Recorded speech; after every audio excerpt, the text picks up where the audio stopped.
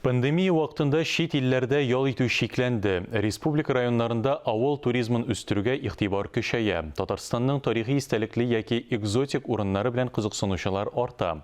Алексеевский районының Биләр авылы һәм аның янәшәсендәге Изгеләр шишмәсе территориясен күпләр кеше хаҗ кылу урыны дип атый. Зиннатуллиннар гаиләсе биргә килгән кунаклар өчен экзотик хайваннар фермасын булдырган.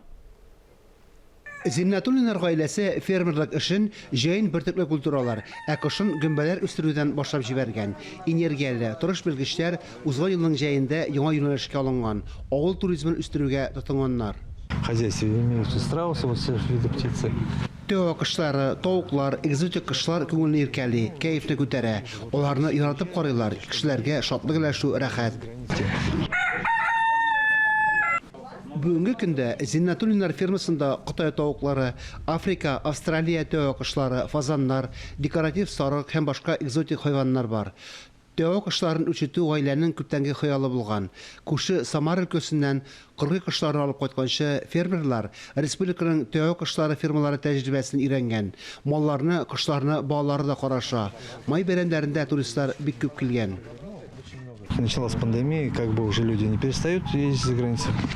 Пандемия башлангач, туристлар чит илләргә йөрүдән туктады. Табигатьтә ел үтәргә безгә киләләр.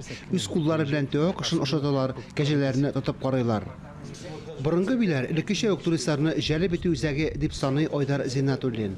Сәяхәтчеләргә шартлар тудыру, аларны экзотик хайваннар белән таныштыру, шәһәр ыгы-зыгысыннан ял итү мөмкинлеге бирү бик яхшы эш. Әлегә каурыйлы кошлар табыш китерми, киресенчә үзләрен тотуга күп акча тотыла. Шулай да Зиннатуллиннар агротуризмны үстерүдән баш тартырга җыенмый. Фанис Мөхәммәтов, Дмитрий Второв, Татарстан яңалыклары, Алексеевский районы.